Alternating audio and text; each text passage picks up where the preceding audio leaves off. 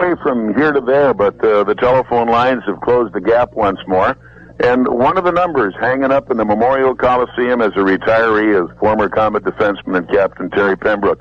T, it's been a long time since you've had the blades on, and you've still got an awful lot of followers and a lot of good memories around this town. What are you up to these days? Well, I'll tell you what, if I got a lot of followers, they must be in wheelchairs. But anyway, and this is the legendary Bob Chase, right? Whatever that the is. Voice of. No, I'm doing good. And I think about you a lot and how everybody's doing up there. And hello to all the old-time Comet hockey fans. Of course, since you retired, quote unquote, from hockey, that's been it as far as the blades are concerned, huh? You know, actually, we were talking about that not too long ago with some people with the Dallas Stars over here. I haven't had a pair of skates on since the night I quit. In fact, my skates are off the bridge in front of the Three River Apartments at the bottom of the Three Rivers, or the Trinity. What's the name of that river down there? The Maumee River. That's Maumee, yeah. Well, you know, it's a funny thing. I talked with Terry McDougall a couple of weeks ago, and I said to Doogie, have you skated? And he said, no, Bob, since the day I quit, I've never skated. He said, in fact, since the club quit buying skates, I haven't bought any for myself. And that sounds just like McDougall. That's about Doogie. You're getting a lot of hockey down in your area now, Terry, huh? The interest down here has really peaked. Obviously, the Stars when came to Dallas, and that was the start, but what really, the base down here is Ray Murin put the Central League back together. Right. And you'd be surprised that it's kind of like an old-time IHL. The quality of hockey is, you know, like a minor pro or a low minor pro, but they have the equality of the league, and the price of the tickets has got the people out. They draw 6,000-7,000 people a night. Well, it seems to be the thing to do these days. I know Houston will be in next year in the International Hockey League, and that's not that far from you. No, it really is, and there's a lot of interest out in Houston. I get down there quite often. They still remember Gordie Howe. That's right, the old Arrows, eh? He used to play for Toledo, didn't he? Well, you know, you look at the Toledos and the Grand Rapids and the Flints and the Port Hurons and the Saginaws. They're gone. You know, and the Muskegans, all the good old bus league days where all our memories really, I think, grew and had a great time. But the league today is just incredible from border to border and coast to coast. Well, you know, you have to look at it from the point of view. We just pioneered that league for the kids that are in there now, and we probably opened up more spots, Monday meeting spots, than they've been able to, even by air, that they've been able to hit. Yeah, but those Monday meeting spots we opened up for the reason that we could only afford the fare they had. These guys are making so much money these days they had for the country club. They just buy their own. Yeah, things have really changed. As far as looking back in retrospect on your hockey career, you can see what's happened to the game today. Are you sorry that you were born, say, 20 years too soon?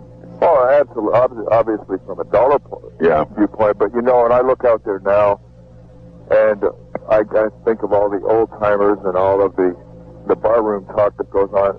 These athletes are so much better trained, and I don't even know whether you could, without the training that they have now, you could never really compare. They're a different breed of athlete. I think a much better athlete. Yeah, hockey and almost any sport, and hockey specifically, as I see it, is now a 12-month-a-year job. These guys are conditioning all the time. Well, absolutely, and they get paid for 12 months of the year, as near as I can see. Well, with the I could get by on that $2 or $3 million for a year. Well, even you get down to the IHL these days when a team like Peoria can sign a kid on for 5 years for $650,000. That's not bad. Not at all. And, you know, he can buy his own bus to get to Fort Wayne. But you know, it's a sign of the times. You know, and it's a sign of some far-reaching thinking at Peoria. You know, obviously what kept that league together in the first place was, you know, the returning of some familiar faces. And regardless of the cost, you know, they're still going to have to do that in order to keep the league pumping. Because you know what happens if you leave it all in the hands of the National League. Amen. Yeah, spoken like an old trooper who's been nearly victimized a number of times in a lifetime of hockey, right, eh? Once or twice. Once or twice along the line. And, of course, you started out along with some of the other people who played with us at the time when there were only really 6 teams to play for, so your future was rather narrowly focused right at the top, wasn't it? Well, that was one reason, the 6 teams, and the other was, you know, in my case, I had this huge aversion to training, and the dedication, you know, it was more dedicated to what happened after the game, and you know, the opportunities just weren't there. I don't think it's changed a whole lot. I think the kids now that dedicate themselves to the game, there's obviously a lot more jobs opened up. But it still takes some fortitude to get to the top. Have you, at this point in time, been around the game down there to a point where you'd like to be a part of it? Well, actually, it's odd that you should mention that because I'm cowboyed out. You know, I'm starting to cripple up. I can't get up in those cold mornings. And I have looked into the fact I would like to get back into hockey, especially I really don't want to leave Texas. And I had talked to the Stars when they came in, but it was rather late. And they had suggested the Central League, and I had visited with Ray Muir, and I just didn't see a place for me in the Central League, but I'm really interested in what's going on in Houston, and we'll probably make some overtures there because my kids are all graduated. Since hockey came back, I feel a yearning to get back in the game. Even without skates, especially without skates, indeed. Well, I know I had the opportunity to meet the Houston owner.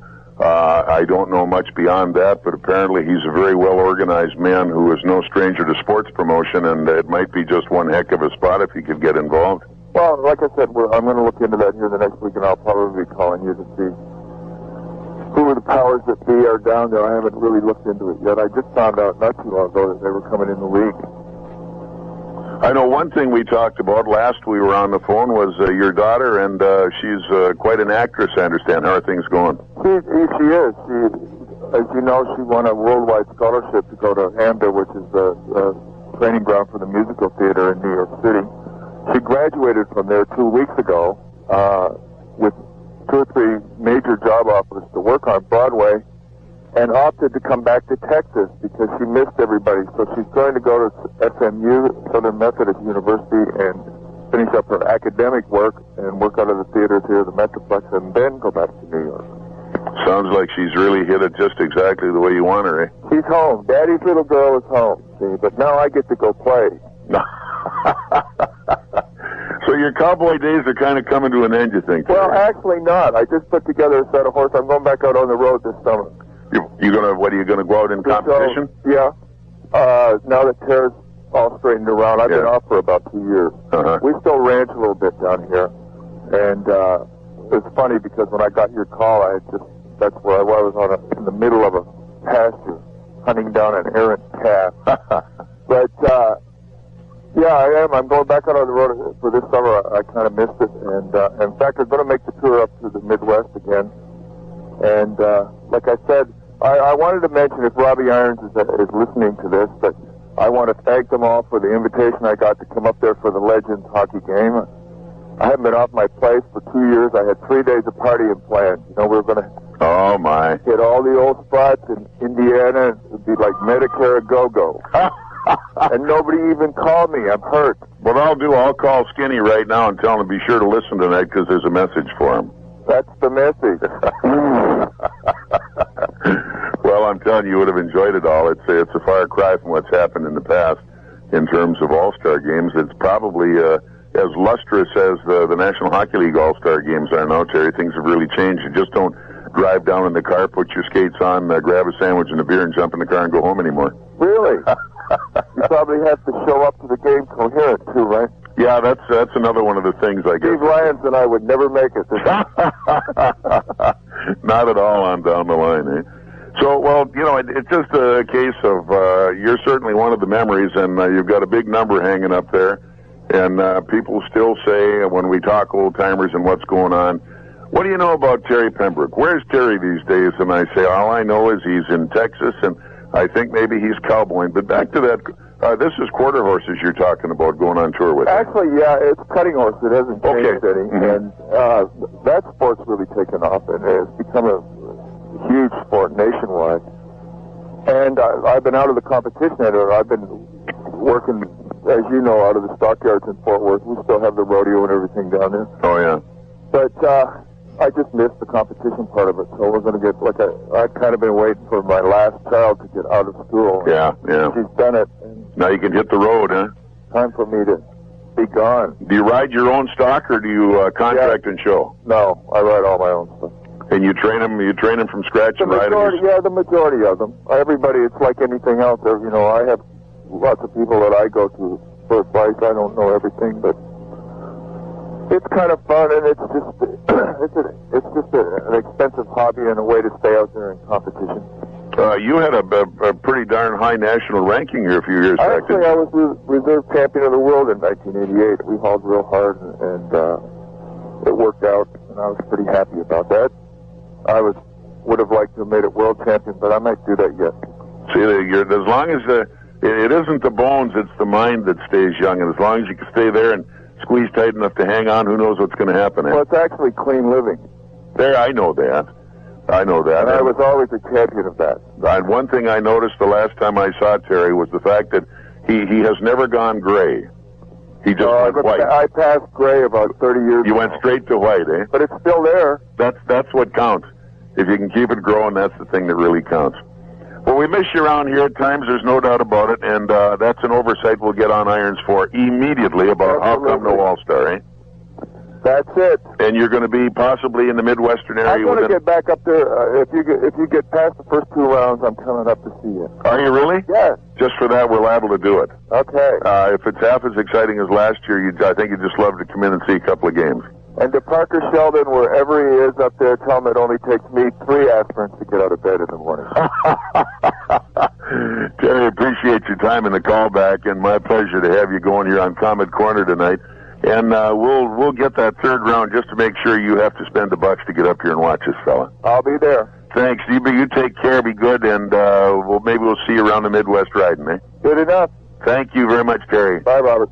All right, that's our story with Terry Pembroke, and as you can tell, Pemmer has changed very little from the good old days when he was the raging bull of the Pampas here, along with Cal Purinton and some of the other guys, and we pulled him right off the range. I don't know whether he was sitting on a horse or in a chair when we did the call. This crowd is ready. This crowd is ready.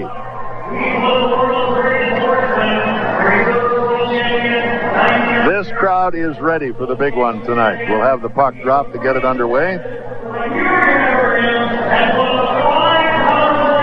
And guess who's dropping the puck? The old Texan. Terry Pembroke. They were saving Pemmer, and of course he's from Fort Worth in that area at this point, and he said, you want a real Texan to drop this thing? You got one, buddy. And he's shaking the Houston hand, shaking the hand to Colin Chin. Chinner can remember him slightly. He's got the white hair now. And of course he's one of those retired jerseys, and there are only 6 of them all put. So Terry is back, and we're ready to go. And you want to see some experience on defense. You watch Jared and Cronin in front of the net there. When you get in the last minute of play, they pull a goaltender. You do everything you can, whack, chop, hack, do anything you can to keep somebody away from the net. And Cronin and Gerard did a great job right there. None of the Grizzly players wanted to go anywhere near in front of the net, so they had nobody to pass the puck off to.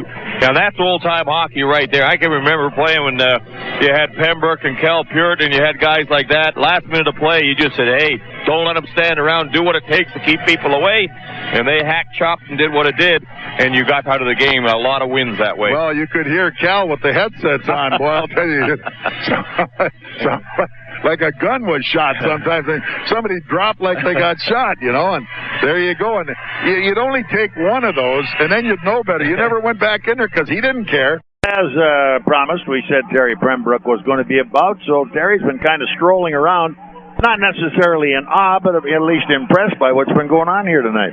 Well, I was talking to some of the geezers down there, and they were talking about, I think they talk about the good old days, but I could captivate this in one easy sentence. This is not your granddaddy's hockey team. That opening ceremony is a class act, and the video, everything about it was just, it was rocking. Well, certainly that sets the pace for the young kids coming in here who haven't seen anything like this. Is major minor league stuff in this town, believe me. And it always has been. It's had its valleys occasionally, but bottom line is it is a major league town. Just happens to be in a minor league. But we do well with it. What we are talking about here, Terry, is probably about the only real live working cowboy I know. Well, I told you there's two reasons that I'm still a working cowboy. Actually, there's 6. 5 of them are ex-wives, and one of them is I'm just poor. Honesty has always been one of his virtues, no doubt about it. But we do also understand you're going to go on the rodeo circuit this winter now? Well, it's not exactly the rodeo circuit, but it's the National Cutting Horse Association circuit. And another time in my life, I was the reserve champion of the world. Yeah. Which is second of all the losers, or first of all the losers. Yeah. You know how that goes. But I have a good horse. I'm coming out next year, and I'm going to compete and see if I can jump up into the top 10 at least. And it's going to be a lot of fun. So we'll be seeing lots of the country. I just won't be taking as many horses. Yeah, how much does the horse do, and how much does the rider do on a cutting horse? I'm just so amazed with their reaction and their abilities. When the horse is trained and actually knows its job, it's probably a 50-50 deal. And basically, the quality trainer or quality rider just stays out of its way. That's the hardest thing to learn, is not to help. But it's a combination. It's experience on the rider's part and genetics on the horse's part. You don't build a world champion. Their mom and daddy do that. You just add to it. Is it an easy ride or a tough ride? On the correct horse, it's a lot easier than it looks, and it's obviously the best seat in the house. You're not kidding. Some of those cutting horses would be pretty good as a buck carrier, man. They deke and dodge and turn and whirl. They're great. They do. They're the Cadillac of the equine world because they have to do so much. And it's a pleasure to ride them. And when you get a good one, it's just. Are they big horses or normally small? They're getting smaller and smaller, but they're normal. The larger horses just aren't quick enough to mirror the cow. How many hands you looking at? Probably anywhere from 14 to 15 hands, and anywhere from 900 to 1,100 pounds. Yeah, nice compact little horse, eh? Basically, they're just 1,000-pound border collies. There you go. Terry Pembroke here. They're set to drop the puck again, so we're going to have to go back and chase the puck. T. Thanks for stopping up, and we'll see you before you leave town, eh? I will definitely do that, and thank you. As promised, we produced Terry Pembroke in the press box. Came to town for a visit on the weekend. Nice to see you back there, Terry. I'm glad to be here. If I'm huffing and puffing, it was that I had no oxygen climbing all the stairs to get up here. What do you think? It's a nice building, eh? Beautiful building. I mean, it's. I get to all of them, including the brand new multi-million dollars. But there aren't any that are any better than this. Well, the interesting thing about this, and we just had this conversation downstairs, it doesn't look like a refurb. Yeah. It looks like it was just made, everything from outside, the interior, the exterior, all meshed together, and it has its own unique look. Yep, very definitely, totally so. And it has been a catalyst for bigger crowds by a bunch. When we're starting to average here 77, 78 a game, in the old barn, we never got to that volume of people, but here they've got a lot of promotions they can do and put pants in the seats, and they've done a good job with it. Plus, they have a pretty good hockey team. Yeah, they have. You're right there again as well. So I know once you cast the skates aside, you've never looked back, eh? No, I haven't. But think of the luck I brought tonight. They're fighting. They're winning. That's a little Texas attitude. Old-time hockey. A little bit about you. How you doing health-wise? I'm doing good. It's a day-to-day battle, but it's man, I have a lot of support nationwide, and I just take it day by day and week by week. You're kind of the cancer kid, aren't you? We're hooking it. Yeah. I'm into all kinds of weird shit. Yeah. Excuse me, you can't say that on the air. Well, no, once it. Excuse me, folks. It was a cowboy talk. Yes, it is. Are you still cowboying? Every day. We have fetish show horses for 2 or 3 different events. They're all cow horses, and I have the kids that I have a surrogate son, and everybody's on the road with horses. So wow, big time going. We're cool. I know you had a little cutting horse you talked about about a year ago. I did. I was getting ready to go on the road to haul for the world. And I wound up with all these health problems, and finally it just got to the point where either the horse or I got tired of waiting around, so I set the horse on its way. And she's going to start the campaign with a new rider next year. But anyway, I built the horse. She deserves a shot, and I'll just have to wait for another year. Well, at one time, weren't you the World Reserve Champion in Cutting Horse? I was the reserve champion, but no, that's like being first of all the losers, man. I wanted to get the world championship. Go for the big buck. You should. How much time do we have? Because I got to tell you a story about downstairs. We've got another half hour. No, no, we fire don't. away, D. No, we had that autograph session, and there was the interesting thing about that. In order to get to the table, that you had to have an AARP card, and there was people down there, man. They were like, my mother, my grandmother. I'm like, I'm hooked on Fort Wayne, man. I covered like 5 generations. Man, I've got the ones you haven't covered. And we've got almost 100 years protected here so far, Terry. Down the line, you get a lot of people get a chance to say hi to you. There was just an incredible turnout down there. Michael Funky's still shaking his head, and that's why I have such a love for this city. They're just. I was just going to ask you, do you miss Fort Wayne? I do, but for different reasons, of course. I miss Fort Wayne a lot, the people part of it, but the weather today is the type of weather that drove me right to South Texas, man. I froze today. Thin blood, buddy. Watch it. It gets too thin down there. It doesn't get this cold up in the shores of Lake Superior, or where you were brought up. We don't bother. It's a dry cold up there. You just go stiff and it's all over. So you get back out of here and you head right down. Now, where are you specifically located in Texas? We're in South Texas, south and east of San Antonio. So I'm about 80 miles from the Gulf. And if it gets any colder down there, which it hasn't, it was 86 today, by the way. But my next move is going to be on an oil rig, so out in the Gulf. You're serious? No, you're not serious. I am not going to be anywhere it's cold. No, that's exactly right. But at least you got generally the right spot to be now. You've been gone from here how many years? A lot of time. I'm not good with years, but I've been gone a long time. We won't talk about it. I quit. I actually talked to Greg Pilling, asked me the same thing. If you remember, Pill. By the way, for all people who are listening, Pilling's getting ready to write a book. There are thousands of hockey players shaking in their shoes. The ones that are still alive could be in big trouble. And he better hire a bodyguard, depending on... He says he's going to tell it all, so it'll be an interview. Everybody needs to stick around for that one. There's a lot of unique people in the world of hockey, but Pilling was a man unto his own. He is right up there with the best of them. And he is... who's the crazy guy there from Boston? The old coach. Oh, Cherry. Cherry. I mean, listen, Cherry. There's no question. Cherry's an amateur. Cherry is an eccentric, but Pilling is the professional now. He really is, and I still every time I open the computer, there's a little something or other. He keeps firing them down on the email list. He stays in contact. He's the catalyst for all the geezers. I like seeing him come back to town. Good time, and he brought some people in here that were a lot of fun as well, and. Of course, Mike Panassi will always stand out as one of the... We talked about that, and actually we talked about that this evening because I got to see a lot of the old Komets tonight. Sure. And I spent some time with Reggie Primo and his family, and we played Cowboys and Indians.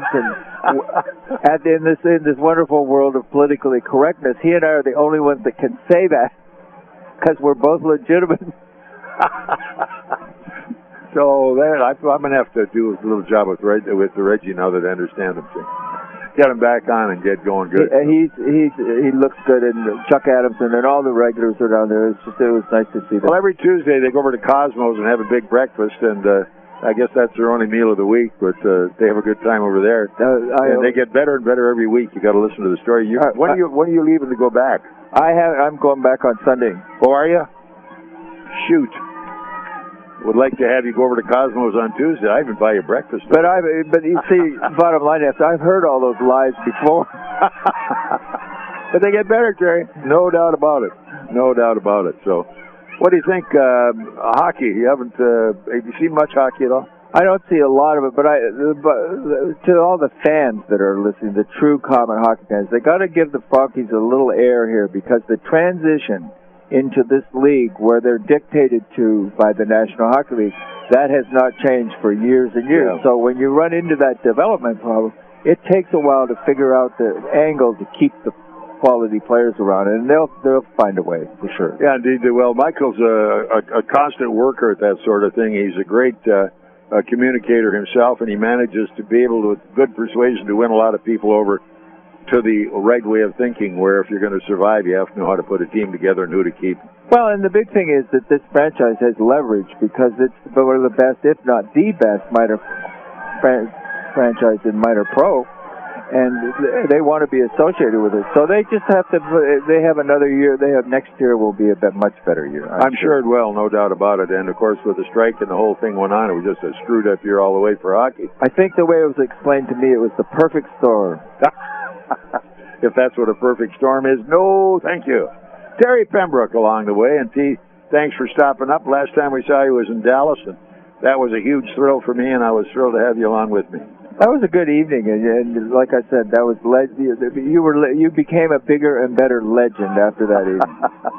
I ran into a lot of people I never thought I'd touch elbows with, and it was a thrill to be a part of. Well, the thing that amazed me is how many people throughout the years you touched in professional hockey, and I have to tell the fans that there were legendary people came out of the crowd that night to say that Bob Chase was, and listening to Bob Chase affected their careers, and they're the movers and shakers of professional hockey. So it's kind of scary to think what could have happened, and look what I could have been a terrible influence if I hadn't turned the corner. Yeah, you could not have come to Fort Wayne. Yeah. You would have wound up being in the National Hockey League, and they would have fired you. And that's right, they can't find me. You got it, Terry. Thanks so much, and have a safe journey back. You're welcome, and I will. Like I said, to everybody out there, the pleasure has been all mine. Without the fans make people like you and I. So. Yes, sir. That's what keeps us going, buddy. Thanks again, eh? You are welcome. Okay, God bless you. Terry Pembroke, we'll be back in a moment. This is Komet Hockey. All right, we're back, and of course, Robbie is here, and the word yesterday, late last evening, about 11:30, Komet great Terry Pembroke passed on, a victim of cancer. 7 long years with tremendous battles, several different kinds of cancer. He got remission twice, but it was just too much for even the old cowboy to handle.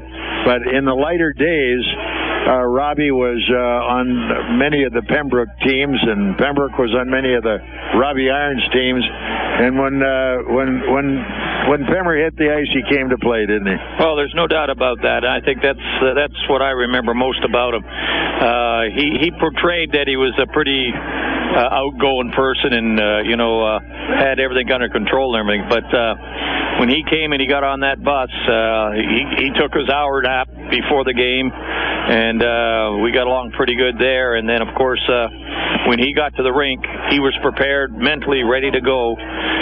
He didn't have a lot to say, and then he'd go on the ice and let his actions take care of the whole thing. And he blocked shots. I'll tell you, there was times he had bruises on his ankles, and I was grateful that there was his ankles and not mine. But there were a couple of times they got through him and they hit me, and he'd turn around and smile at me. And I think one of the funniest things was, too, we'd be in the dressing room sometimes. He'd be sitting on the other side of the dressing room.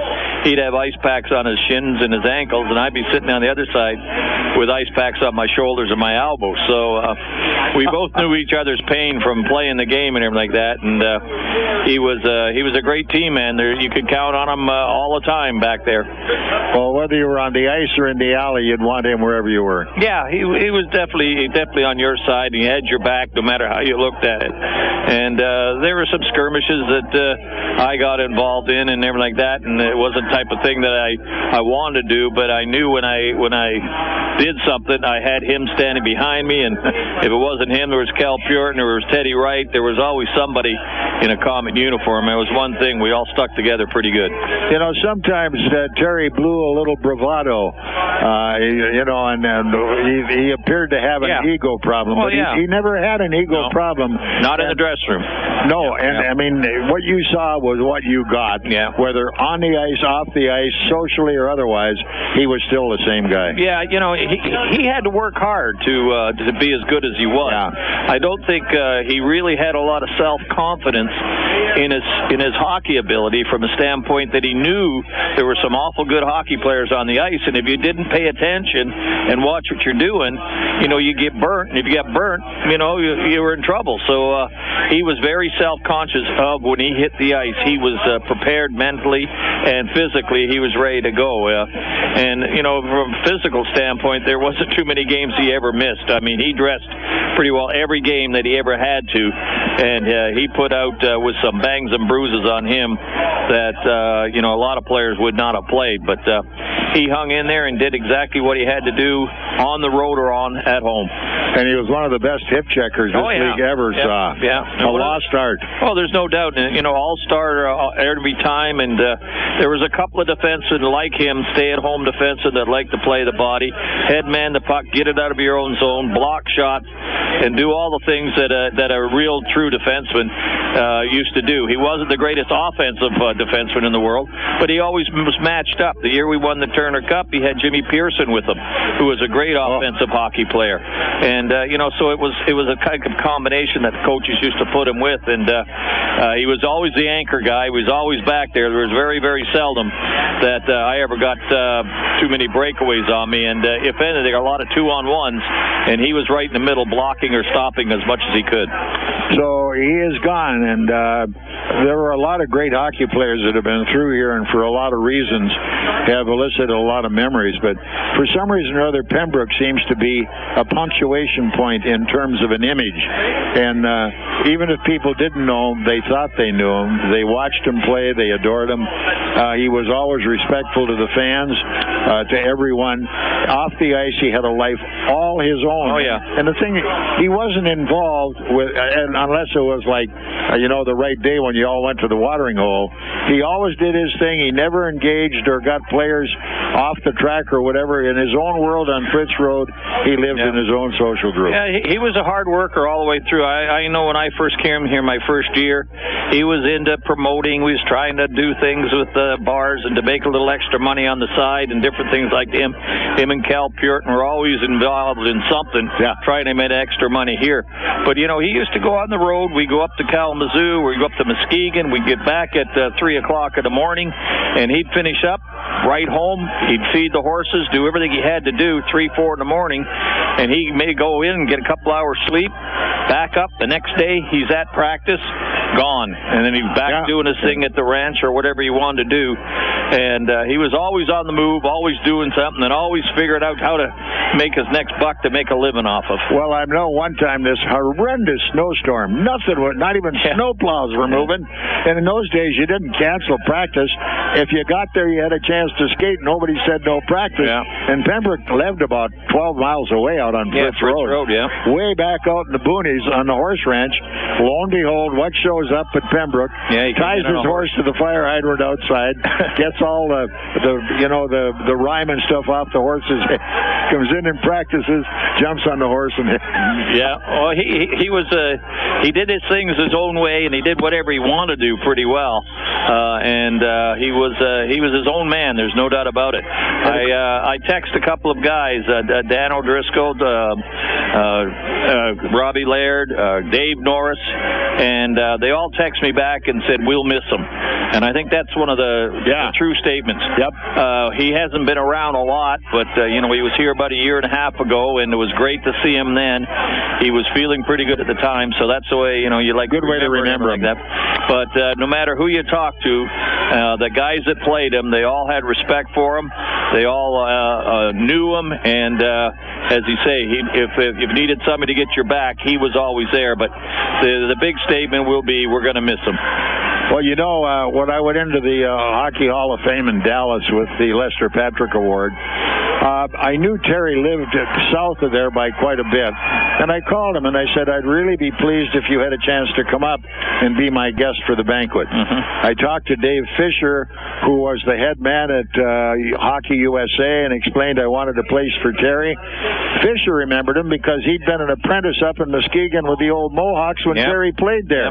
We talked about it all, and Fisher says to me, Bob, he is your family. We put him at your table, and it's on USA Hockey. That's great. And after after it was over, Terry met so many people that he knew from the past who were all there. He said to me, I want to thank you. This is one of the highlights of my hockey life, and I just thank you for it. Yeah. And I couldn't have felt any better. Yeah, I know what you mean. And he's known quite well all over the place. Yeah. When I played with the Kitchener Rangers in Kitchener one year, and that was the third year of their existence. Well, Terry played on the first team that was in Kitchener. Oh, yeah. And I met a guy, John Beeching, who played on that team and played with Pemmer. And that was the first thing he said to me. How's he doing? Where is he? And all this other stuff. And I talked to Scotty, and Scotty's going to send him an email and tell him the situation, what happened. Yeah. And, the same thing will come from him. We'll miss him. Well, I guess that's a good way to kind of wrap it up, Rob, and we are going to miss him. Yes, there's no doubt about it. Thank you. Thanks, Terry. We'll be back in just a moment. This is Comet Hockey. You want Michael? Yeah, have him come up. Well, we're talking, of course, of Terry Pembroke. Comet President Michael Franke was in touch with him an awful lot in the latter moments. And last week when I was in visiting Michael, Terry called, and they had a private conversation, and Mike just wanted to pass on what Terry said. Yeah, Bob, I just wanted, he wanted all Comet fans to know how special Fort Wayne was to him in his playing career and in his post-playing career. He felt the Fort Wayne fans, he'd been all over the United States playing hockey in his career. He thought Fort Wayne fans were the best. He loved the city of Fort Wayne, and he wanted me to just pass along to everyone, thank you for all of the prayers and support over the course of the last 2 or 3 years. He appreciated it greatly, and he had fond memories of Fort Wayne, Indiana, and also wanted me to pass along to the players that he played with that how much he respected them and enjoyed playing with them, and how much he learned from them, even though, as he said, sometimes I didn't act like it. So we got a goal. Yes, we did. Perlini picked up the goal on a power play. Well, Bob, that's it.